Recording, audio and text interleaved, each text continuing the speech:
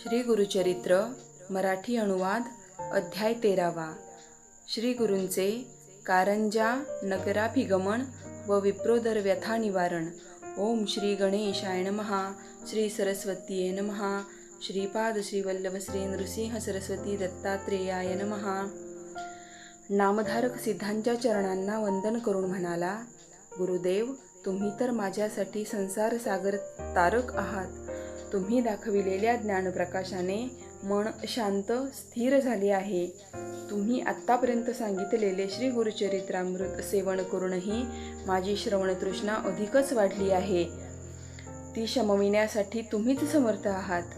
ज्याने कधी स्वप्नात ताकसुद्धा पाहिले नाही, त्याला जर दुधाने भरलेले भांडे मिळाले तर त्याची जशी अवस्था होईल तशी माझी अवस्था झाली आहे।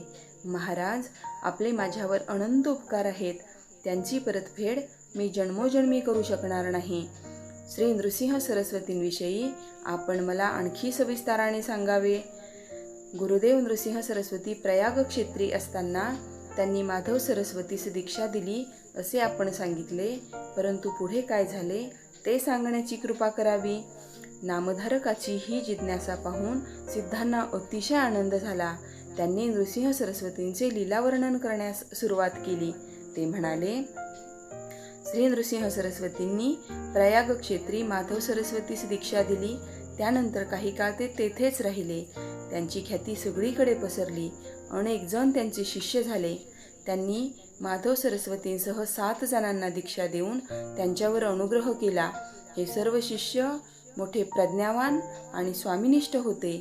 बाळ सरस्वती, कृष्ण सरस्वती, उपेंद्र सरस्वती, सदानंद सरस्वती, ज्ञानज्योती सरस्वती आणि सिद्ध असे 7 शिष्य होते। त्या शिष्यांना बरोबर घेऊन श्री नृसिंह सरस्वती दक्षिण यात्रेला निघाले।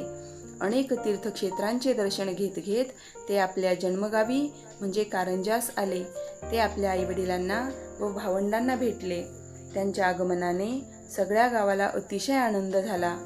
श्री नृसिंह सरस्वती म्हणजे साक्षात श्री दत्तात्रेयच अशीच सर्वांची दृढ श्रद्धा होती।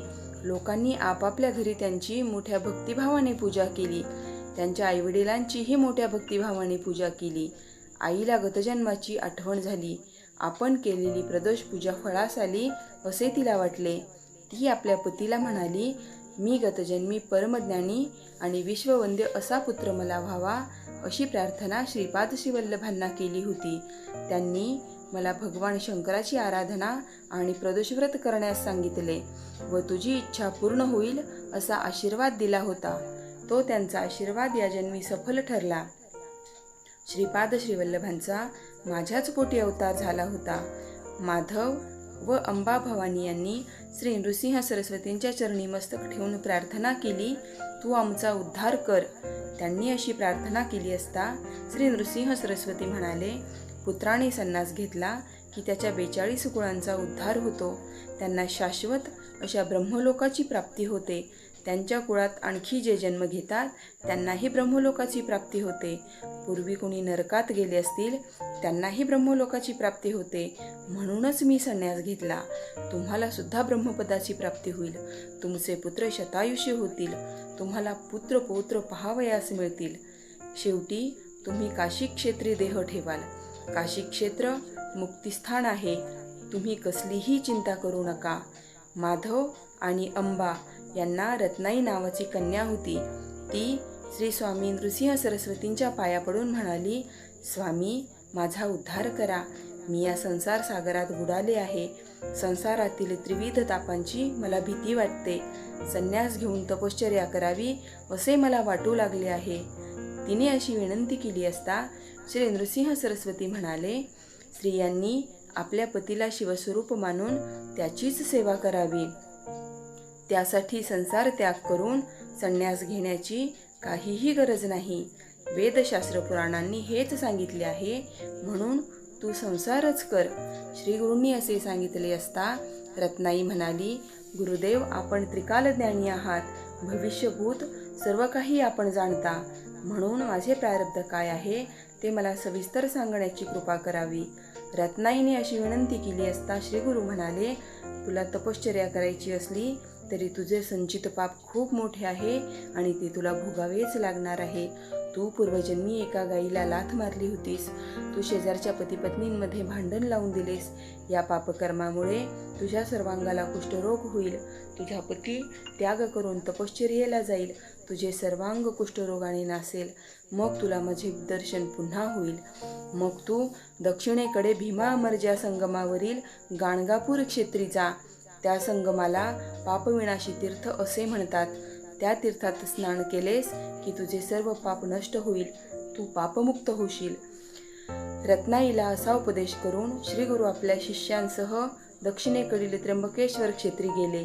येथेच गोदावरी नदीचा उगम आहे. त्या तीर्थक्षेत्राचे महात्म्य फार मोठे आहे. पुराणात ते विस्ताराने सांगितले आहे. ते मी तुला थोडक्यात सांगतो, ते लक्षपूर्वक ऐक. असे सांगून सिद्धयोगी नामधारकाला गोदा महात्म्य सांगू लागले.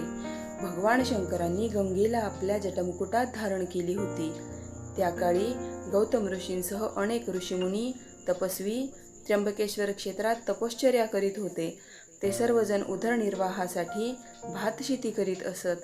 एकदा त्या सर्वांनी विचार केला, भगवान शंकराच्या मस्तकावरील गंगा जर क्षेत्री आणली तर शेतीला भरपूर पाणी मिळेल. त्यामुळे सर्व लोकांचे कल्याण होईल. पण ती गंगा कोण आणू शकेल? हे कार्य मोठे कठीण आहे. गौतम ऋषी भगवान शंकरांचे परमभक्त आहेत, महातपस्वी आहेत. त्यांनाच हे कार्य करणे शक्य आहे. पण त्यांच्यावर काही संकट आल्याशिवाय ते हे काम करणार नाहीत. असा विचार करून त्या ऋषींनी आपल्या योगबळाने दुर्वेपासून एक मायावी सवत्स गाय निर्माण केली आणि ती गौतम ऋषींच्या भातशेतीत सोडली. तिला घालवून देण्यासाठी गौतमांनी दर्भाची एक काडी तिच्या दिशेने फेकली. अन्य ऋषींच्या योगबलाने त्या काडीचे शस्त्र झाले. त्या शस्त्राच्या आघाताने ती गाय तडफडून मेली. गोहत्या म्हणजे महापाप ते गौतमांच्या हातून घडले. त्यांनी अन्य ऋषींना त्याविषयी विचारले असता ते म्हणाले, तुम्ही गंगा नदीला पृथ्वीवर आणा. तिच्या पाण्यात स्नान केल्याशिवाय तुम्ही पापमुक्त होणार नाही. गौतम ऋषींनी ते मान्य केले. मग त्यांनी कठोर तपश्चर्या करून शंकरांना प्रसन्न केले. प्रसन्न झालेले शंकर हवा असेल तो वर माग असे म्हणाले. तेव्हा गौतम ऋषी म्हणाले, भगवंता, तुझ्या मस्तकावरील गंगा मनुष्याच्या पापक्षालनासाठी या त्र्यंबक क्षेत्री प्रकट कर.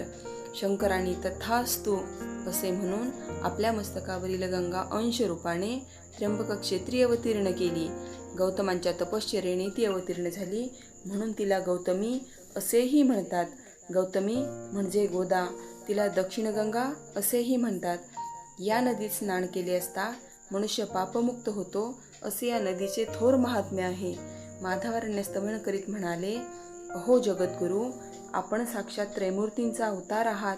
आपण लोकांना सामान्य मनुष्य वाटता, पण आपण खरोखर परमपुरुष जगज्योती आहात.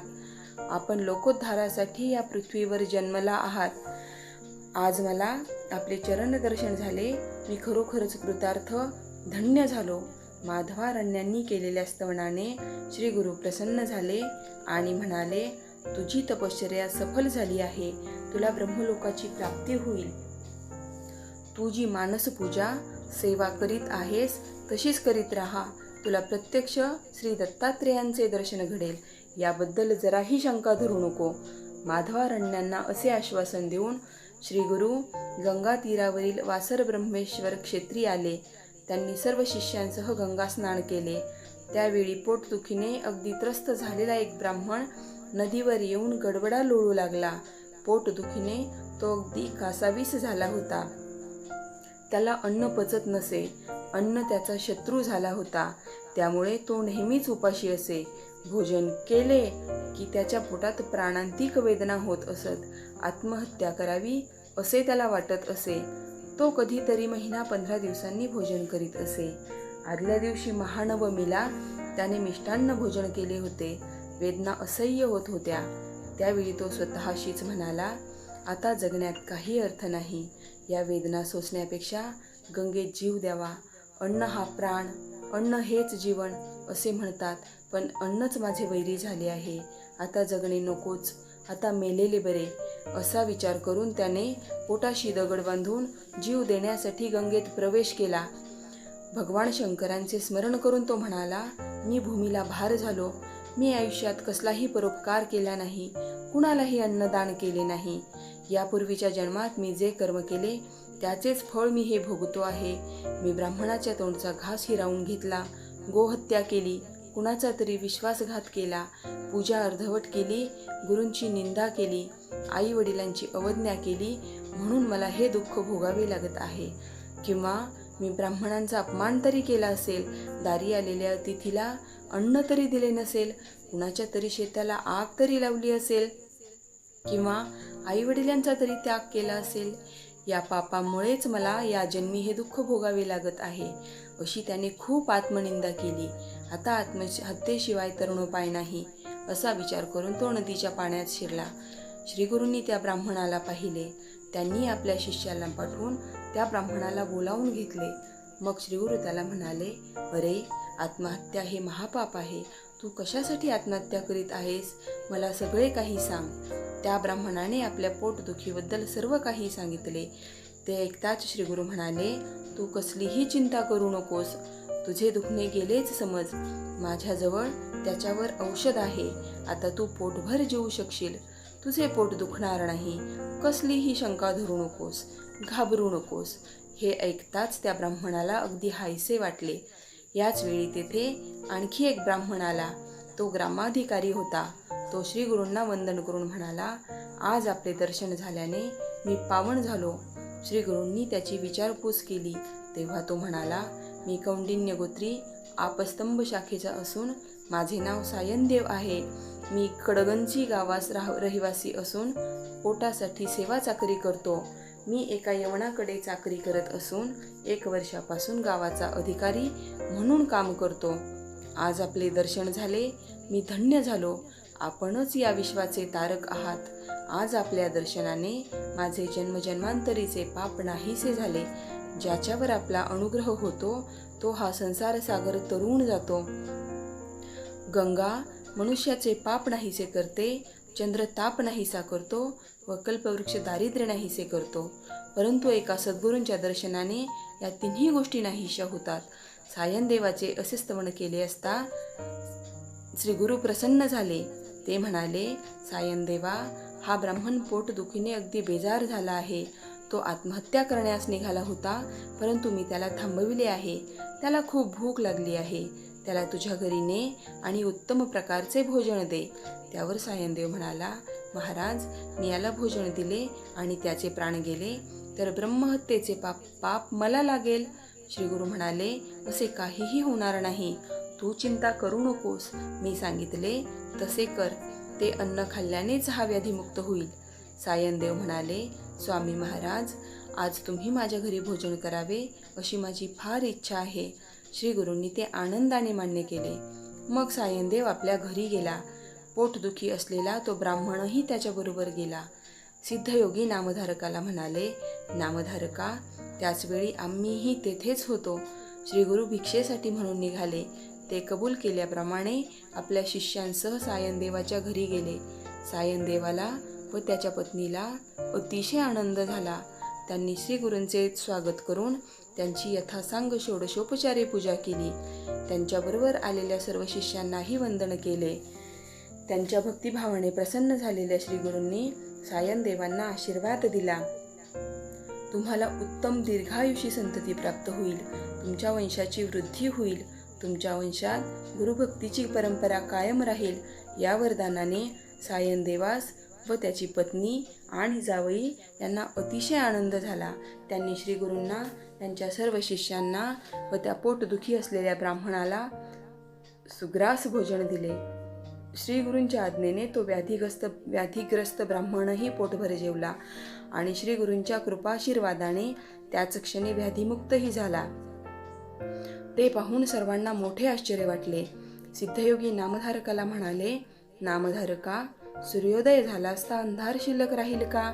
श्री गुरु दत्तात्रेयांची कृपा झाली असता मनुष्याचे पाप, ताप, दैन्य, दुःख राहतीलच कसे? श्री गुरुकृपा झाली असता मनुष्याचे जन्मजन्मांतरीचे सर्व दोष नाहीसे होतात. ग्रंथकार सरस्वती गंगाधर श्री गुरुचरित्र विस्ताराने सांगत आहेत. ज्याला आपले कल्याण व्हावे असे वाटते त्याने ते श्रद्धापूर्वक एकाग्र चित्ताने श्रवण करावे. जे कोणी हे गुरुचरित्र भक्तिभावाने श्रवण करतील त्यांना कोणतेही दुःख भोगावे लागणार नाही. त्यांना सर्व सुखांची प्राप्ती होईल. हे त्रिवार सत्य. अशा रीतीने श्री गुरुचरित्रामृतातील श्री गुरूंचे कारंजा नगराभिगमनम व विप्रोदर व्यथा निवारणम नावाचा 13वा अध्याय समाप्त. श्री गुरु दत्तात्रेयार्पणमस्तु. श्री स्वामी समर्थ महाराज की जय.